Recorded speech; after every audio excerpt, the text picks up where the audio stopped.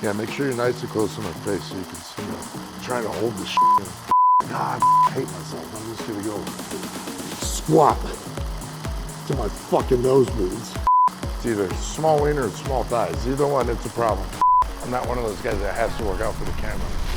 Why it's important to stay humble, going through everything I have been through, is knowing that we're only one injury away from it all being over. Captain's log, day 2,700. I added in the hours I've done dialysis. It was like 3,800 hours. That's if you ran dialysis for 24 hours a day, it would take you a little over a year to do the amount of hours I've done. So I've spent a year of my life, night and day, on that fucking machine. They should they reuse them, you know? So they clean them out and then give them to somebody else. I want to take my 12 gauge, set this thing up, give me so much satisfaction. I might ask to buy it just so I can do it. And just fucking, I got a little Mossberg, Shockwave, pistol grip, short barrel. So that's why I sleep mix to anybody that's thinking about coming to my house. You got to go through Ajax. You make it through Ajax, you got the Mossberg coming at you. Let's get to it.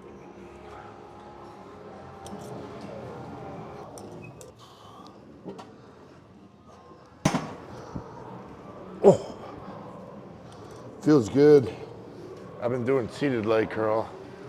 I like the contraction I get, but I don't get as good as a stretch. And everybody argues the different. Like I get a better stretch on seated. Well, I get a better stretch on extension. It must be like this. Arsenal puts your hips up, which is great if you're trying to shoot contact girls. You know what I'm talking about. But again, a good extension at the knee. Really feel it deep in the hammy. The good old ham hock. Look at this fine wine.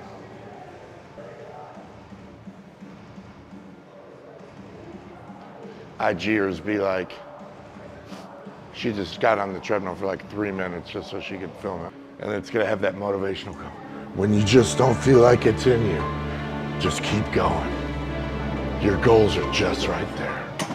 It's like, I talked to my sister about this. It's, you even when you have support, which is nice, you go through everything alone. And we have this idea of easy button, and people just bury their head in their sand when things get hard. They rather just not deal with it. And it's I just don't get that mentality. I'd rather just tackle things head on as they come, so it's not overwhelming. But they'll get to the point where they need a big bailout or they need someone to come help, and it's just not everybody has that. And then what happens? You know, some people go very dark places. Drugs, alcohol, suicide. Me, I train harder. I fucking hate myself. I'm just gonna go squat to my fucking nosebleeds. No, I did that. I did that last week. I did RDLs. That's what I did. Yeah, Ronick, you weren't here. Sometimes I work out when you're not around. I'm not one of those guys that has to work out for the camera. But as long as you're here. That was a pretty good week last week. I've been alternating deadlifts with squats. Today is a squat day, but I drank too much coffee and I'm gonna shit my pants. So I am gonna do hack squat, then I'm gonna get out of here because I refuse to poop at this gym. I only poop at home. I live 5 minutes from the gym, so it's nice. Must be nice, bro. Yeah, it's by design, dude. You're an adult. You get to choose where you live. You get to choose where you work. Those are choices. Even when I didn't own the gym, I would live close to where I worked. I don't like a commute. So it's called the FIT principle, right? Frequency, intensity, time, and type. So it's that's how programming is based. And You have the law of specificity, like if you want to be good at something, you have to do that specific motion. But other than that, like there's a lot of debate. Like what's the best way to get strong? Is it conjugate? Is it linear periodization? What's the best way to get fast? What's the best way to get big? Like if there was one right answer, we would all be doing the same thing. But there's so many different approaches. So I always tell guys, if what you're doing is working for you, you're making progress, then keep doing it. If it's not, then it's time to reevaluate and adjust. But you know, this endless debate and people arguing online, it's never gonna end. That's what I laugh about. That's why when I went to school, I focused on biomechanics. So you can't argue that. The human body isn't gonna grow new muscles. Like we're gonna move the same way we've always moved. So I focused on human movement and biomechanics. Can't debate that. But some guys do. Quadriceps. Yeah. Fourth muscle that grew on my arms. Yeah, they're like, I'm really feeling this one in the flaptoids. I gotta shock the muscles. I like Mike Mentzer's approach. I like Dorian Yates, but it really comes from Arthur Jones, and that's a name you don't really hear about. And he's the real godfather of high intensity training. Like the anti-steroid crowd. Like I get it. You guys don't like steroids. You guys want drug-free. I get it. But it's never gonna fucking happen when there's billions of dollars at stake.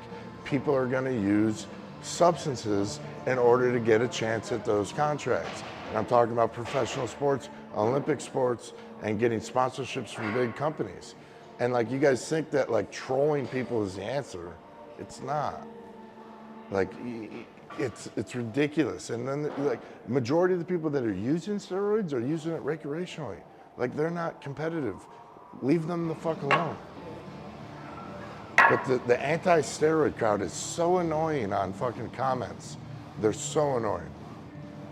Like roids, anybody can do that with roids. And it's like, dude, it's getting old. In case anyone was wondering how hack squat works, you don't put a band up here. You don't need it. Like you want to load the quads at the top, and I'm like, why would you pick the strongest point of that muscle group to load? Like, why wouldn't you want to load it at the weakest point? Never made sense to me. The bottom. Yeah, like they're taking tension off the bottom where the muscles are at their weakest, and then applying pressure at the top where they're at their strongest. Like if that's the case, you're gonna get it out of leg extension anyway, man. But it's the same way they look at my lifestyle. And they're like, you spend every day at the gym? You work out for an hour a day? It's so vain. All you care about is what you look like. But yeah, you got me. If you spent time doing everything you needed to do, you eating right, you're sleeping right, you're doing the training, you're doing the cardiovascular, you're stretching, you're doing your prehab, then you got to factor in any injuries that you might have, massage work. Like it's limitless. Like you would have to spend 8-9 hours a day with it. It's a full-time job.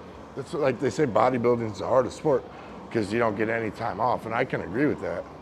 But it's also a rich man's sport. A lot of those people are like fucking broke, living paycheck to paycheck, chasing this lifestyle. Well, you can't like work a regular job and be a good bodybuilder. Like even there's guys that make it to the Olympia level, but it's getting more and more competitive. And a lot of the pros I see are like making money online and not having to work normal jobs and do coaching or training in person. And then, you know, like that's the only way it works. Yeah, no one's working a 12-hour beat like Ronnie did and then going to the gym afterward, eating chicken in his squad car. Yeah, but I think those days are over, you know, like in order to be competitive, you can't compete with these guys by doing it that way. Yeah, man, unfortunately, you got a lot of the younger generation that just, you know, everybody has this deeper feeling that they're meant for something more. Everybody feels like I'm not living up to my potential. Like I was meant to do something greater. Like that's ingrained in most people, most successful people at least. So you just gotta learn to like deal with that. Like everybody thinks that they should be a YouTube sensation, or I'm more special than this guy, and I'm more talented than this guy, and I'm better looking, I'm smarter, I'm like, whatever it is you think. But they figured it out and you didn't, man. Like it's that simple. The most talented people I've ever met in my life, you've never heard of. And I know people that play in the NFL. I know people that have gone on to do good things in the YouTube sector and, you know, and social media, like blew up.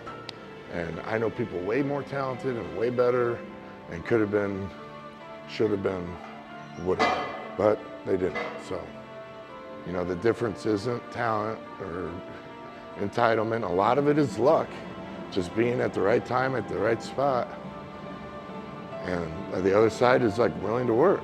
Like some of these people didn't want to do it. I knew a guy, probably the best, could have been another Gronkowski. Best tight end, best defensive end, plug him in wherever you want. Dude was an athletic fucking freak. And you know, used to get recruited by WWF or WWE, used to get recruited in a powerlifting. Everybody like saw this dude walking around Golds, 6'6", 305 with a waist. And he just was like, didn't want to do it. You know, he powerlifted for a little bit, but you know, gave up on football, gave up on lifting, got a couple girls pregnant, and made some real estate investments. That's it. That's his life now. And he texted me and he's like, hey man, I've seen what you've done and respect the drive, dude. I wish I would have had that work ethic. He's like, I think things came too easy for me. And I'm like, yeah man, that's never been my problem. All I've had to do is work. I've always had to work my ass off. Youngest out of 6 kids, you know, nothing was handed to me. But that's life, dude. And that's it for the day.